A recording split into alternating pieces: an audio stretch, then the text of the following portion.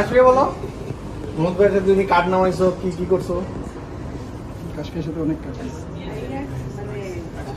এত সুন্দর করে বলতে পারবো না, বাট মানে it's not easy to say goodbye to ভাইয়া। কি বলে, ভাইয়ার সাথে অনেক ইম্পর্টেন্ট, অনেক থ্যাংক ইউ ভাইয়া, অনেক ইম্পর্টেন্ট প্রোজেক্টস আমাকে দিয়েছেন, আর you have always appreciated me.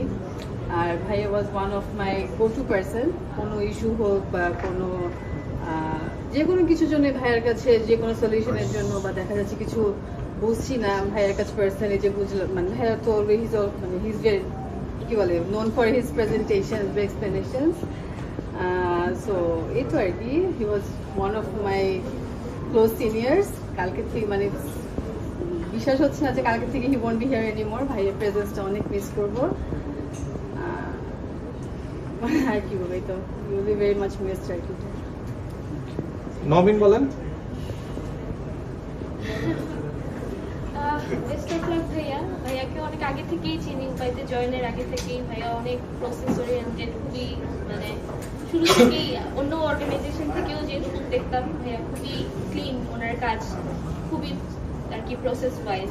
ওনার আন্ডারেও কাজ করেও আমাদের এত বেশি খাটতে হয় নাই, কারণ মৌলুদ ভাইই সব কাজ করে ফেলতো অ্যান্ড গাইড করতো ভাইয়া কিভাবে আরো কি বেটার করা যায়। এই জন্য মানে মৌলুদ ভাই ইজ মৌলুদ ভাই, হ্যাঁ, no one can replace him. So best of luck ভাইয়া, যেখানে যাবেন ভালোই করবেন।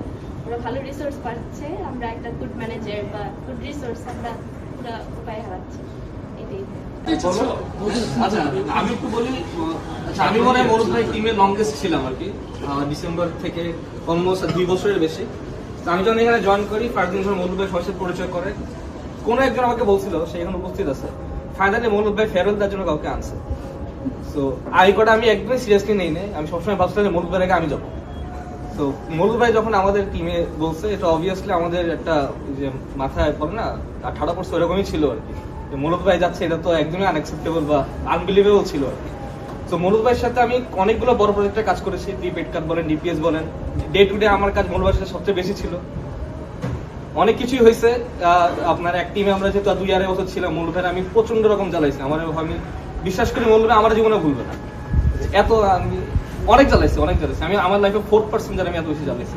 আব্বা আম্মা বউর পরে মনোজ ভাইয়ের উপরে এত আমি কারো জ্বালাইনি। ইচ্ছা ঠিক আছে, যার সাথে থাকে তাকে জ্বালায়। অনেকদিনই ছিলাম মনোজ ভাইয়ের সঙ্গে। সো বেসিক্যালি মনোজ ভাই যখন ওই ডেস্কে থাকবে না, মনোজ ভাই যে ভ্যাকুমটা, ওইটা হয়তো আমরা 1-2 সপ্তাহ পর থেকে বুঝতে পারবো। মনোজ ভাই যেখানে যাচ্ছে অবভিয়াসলি এটা ওয়েব ফর ডিসিশন, চিন্তা ভাবনা করেই যাচ্ছে। আর আমি বিশ্বাস করি যে মনোজ ভাই যেখানে যাচ্ছে অনেক ভালো থাকবে। আর একটা মনোজ ভাই অনেক ফ্যামিলি পার্সন বলেন, সে আমাদেরকে ফ্যামিলির মতোই দেখতো। মাকসুমে নমিনা কিন্তু রিসেন্টলি জয়েন করলো, আমি তো আগে থেকেই ছিলাম।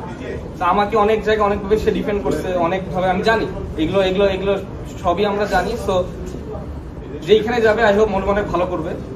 আর মানে আমরা মনোজ ভাইকে সবাই অনেক মিস করবো। আমি একটু বেশি মিস করবো, ডে টু ডে অনেক কাজ হইতো মনোজ। আর আরেকটা জিনিস বলি, নোটিস পিরিয়ডে একটা মনোজ এত কাজ করতে পারে, এটা মনোজ ভাইরে দেখেই বুঝছি। যেভাবে হ্যান্ড ওভার প্রসেস, যেভাবে আমাদেরকে হ্যান্ড ওভার করা হয়েছে, মানে নোটিস পিরিয়ডকে এত কাজ করে না।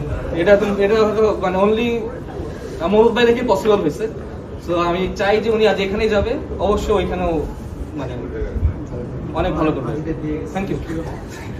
আপনি কিছু বলেন? শাহরুখ খানের সিনেমার কথাটা বলো নাই।